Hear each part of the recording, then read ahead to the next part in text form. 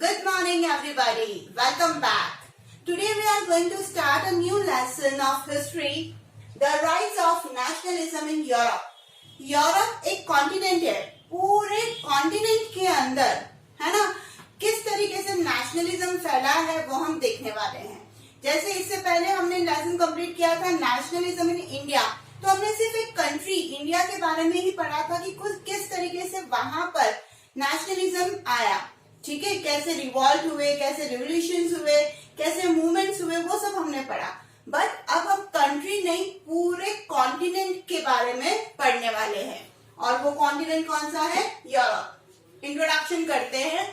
आपके front page पे इस लेसन का जो फर्स्ट पेज है उस पेज के ऊपर एक पेंटिंग दिखाई गई है, वो इंट्रोडक्शन पार्ट बताया गया है इस लेसन का।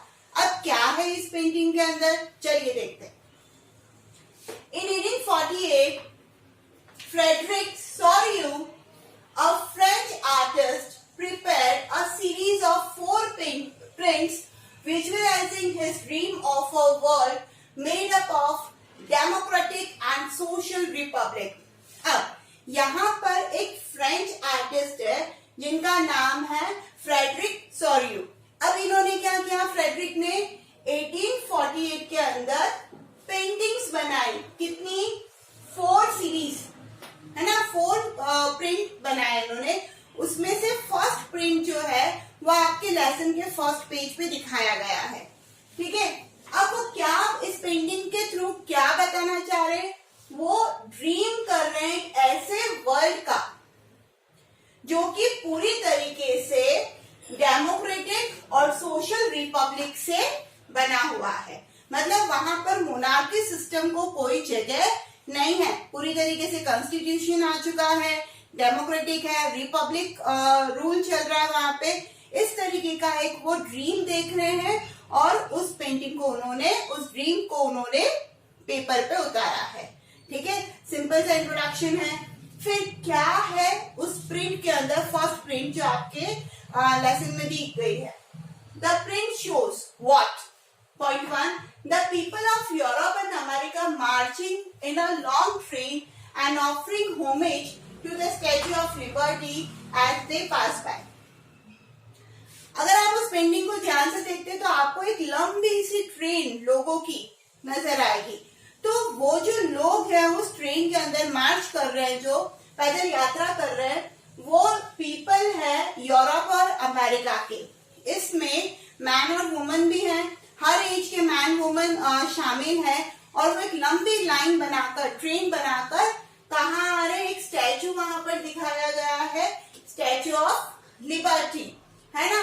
तो वहां पर वो आ रहे हैं और उसके पास होमेज मतलब क्या कर रहे हैं, वो कुछ अर्पित करके आगे की तरफ निकल रहे हैं, और वहां पे कुछ लोग ठहर गए हैं, भीड़ है वहां पर, ऐसा उस पेंटिंग के अंदर दिखाया गया है। I think first point clear. Artist personified liberty as a female figure. She bears the torch of enlightenment in one hand and charter of the right of man in the other.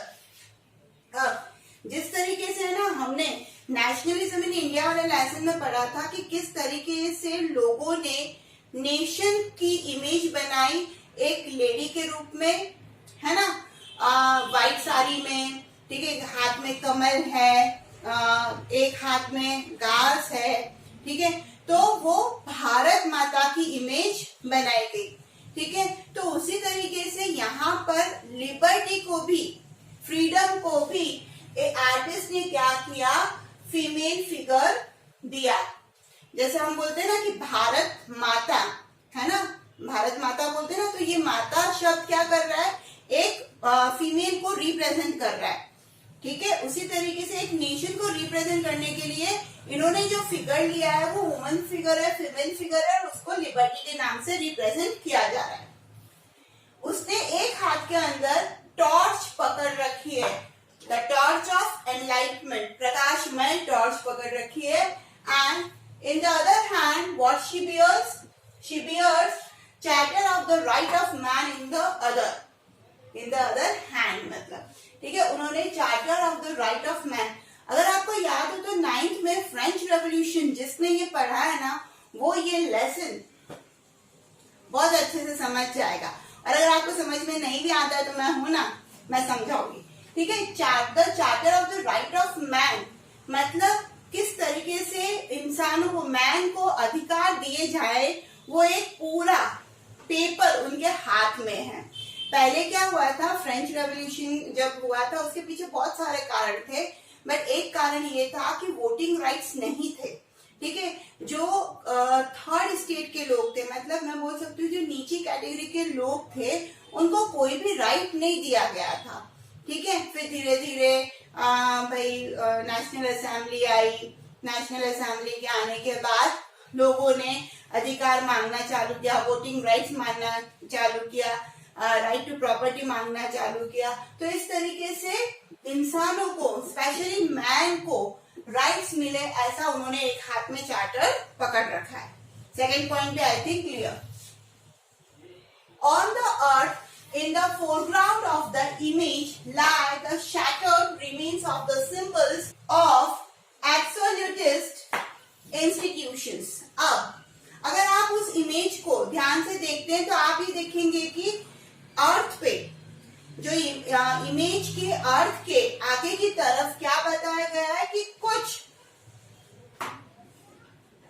Remains पड़े हुए हैं किसके, absolutist. Absolutist एक word है जो represent किया गया है मोनार्कियल सिस्टम को, जिनके हाथों में पावर होती थी, तो उनके जितने भी सिंबल्स थे, जैसे कि वो मुकुट पहनते थे या गहने पहनते थे या बहुत ही महंगे कपड़े पहनते थे, ठीक है ना, औजार यूज करते थे, वेपन्स होते थे उनके पास, आर्म्स होते थे, तो वो फैले हुए जमीन पे, गिरे हुए, टूटे हुए फॉर्म में पड़े हुए हैं। तो ये क्या शो कर रहा है कि कहीं ना कहीं ये मोनार्की सिस्टम जो है वो पूरी तरीके से एबोलिश हो चुका है, अब उनका कोई रोल नहीं है, और इसीलिए उनके मुकुट, क्राउन जिसको आप बोलते हैं, ठीक है ना, उनके ज्वेलरी, उनके कपड़े, उनके शस्त्र, वो सब जमीन पे बिखरे पड़े हुए पूरी तरीके से। तो ये दिखाया गया है। ये वर्ड एब्सोल्यूटिस्ट, ये वर्ड आपको याद में रखना है। It shows the power of the monarchial, चाहे वो किसी रिलीजियस मैटर पे हो, चाहे वो कॉन्स्टिट्यूशनल मैटर पे हो, चाहे वो मिलिट्री लेवल पे हो, तो वो सारी पावर सिर्फ एक व्यक्ति रखता था। तो उससे जुड़ी हुई चीजें क्या थी, सिंबल्स जो थे वो नीचे दिखाए गए हैं।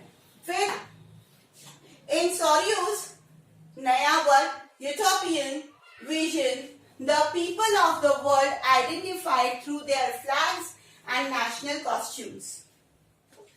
अब क्या हुआ, सॉरियो के आशावादी नजरिए में, यूटोपियन मतलब क्या, यू साइलेंट है, टॉपियन भी इसको आप बोल सकते हैं। तो इसमें क्या शो किया गया है कि एक ऐसी दुनिया का इमेजिनेशन किया गया है जो सच में अभी तक नहीं है। ठीक है, बहुत ही अच्छी दुनिया का विजुअलाइजेशन ये कर रहे हैं जो अभी तक एट प्रेजेंट नहीं है। एट प्रेजेंट मतलब फेडरिक के समय में, है ना, नहीं है, अभी तक बनी नहीं, उनकी नजर में है, ड्रीम है उनका, बट ऐसा अभी हुआ नहीं है। तो ऐसा आदर्शवादी विजन वो देख रहे हैं, और उसमें ये बताया गया है कि दुनिया के जितने भी लोग हैं, ठीक है, वो उनके नेशन के फ्लैग और कॉस्ट्यूम से क्या होंगे, आइडेंटिफाइड होंगे। नेचुरली आप देखिए ना, आज यही तो हो रहा है ना, फ्लैग से रिप्रेजेंट करते हैं हम हमारे नेशन को, साथ ही साथ में कॉस्ट्यूम्स, जैसे फॉरेनर्स यहाँ पर आते तो वो यूजुअली साड़ी वियर करते हैं, क्योंकि ये हमारा कॉस्ट्यूम है, तो वो वियर करते हैं उस चीज को। तो कॉस्ट्यूम से जाने जाते हैं कि हाँ इसने साड़ी पहनी है, तो कहीं ना कहीं ये इंडिया के कल्चर को रिप्रेजेंट कर रही है, राइट। तो ये चीजें क्या होगी, विजुअलाइज होगी। ऐसा कौन देख रहे हैं, dream Frederick. Clear, from the heaven about. अब ये सब कुछ हो रहा है धरती के ऊपर, जैसे कि मार्च कर रहे हैं लोग, स्टैच्यू ऑफ लिबर्टी है जिनके हाथ में लाइट ऑफ एनलाइटमेंट है, चार्टर है, ठीक है, लोग होमेज दे रहे हैं उनको। फिर साथ ही साथ में सारे जो क्राउन वगैरह है जो मोनार्कियल फॉर्म को रिप्रेजेंट कर रहे हैं, वो सब नीचे टूटे हुए, गिरे हुए हैं, ठीक है। लोगों के हाथों में झंडे हैं, फ्लैग हैं, जिसमें ना आप देखोगे कि उस पिक्चर के अंदर रेड फ्लैग और गोल्डन कलर का एक फ्लैग आपको नजर आएगा। तो जर्मन के लोग जो है ना वो भी इसके अंदर शामिल हो गए। ऐसा बहुत कुछ इस पेंटिंग के अंदर दिखाया गया है। तो ये जो सीन चल रहा है ना, तो ये ऊपर आसमान में हेवन से ये बोला गया है कि कौन, Christ saint and angels gaze upon the scene. अब क्या कर रहे हैं, ऊपर से हेवन से, स्वर्ग से क्राइस्ट, जीसस क्राइस्ट, सेंट बहुत सारे संत और एंजल्स वो क्या कर रहे हैं, उस सीन को देख रहे हैं और खुश हो रहे हैं। तो ये इन्होंने एक ऐसी पेंटिंग बनाई है। आई होप इंट्रोडक्शन पार्ट जो है लेसन का वो क्लियर हो गया होगा, बट अभी तक इसके ऊपर कोई भी क्वेश्चन आया नहीं है। बट अगर आता है, जैसे कि describe the painting of Frederick Sorio, तो आपको याद आना चाहिए कि फ्रेडरिक सोरियो मतलब द फ्रंट पेज, जो फर्स्ट पेज है लेसन का, वो वाली पेंटिंग। तो आपको ये 5 पॉइंट लिखने पड़ेंगे। आई होप वीडियो क्लियर हो गया होगा। तो लाइक करिए, कमेंट करिए और पढ़ते रहिए social studies with Sangeeta. Thank you so much.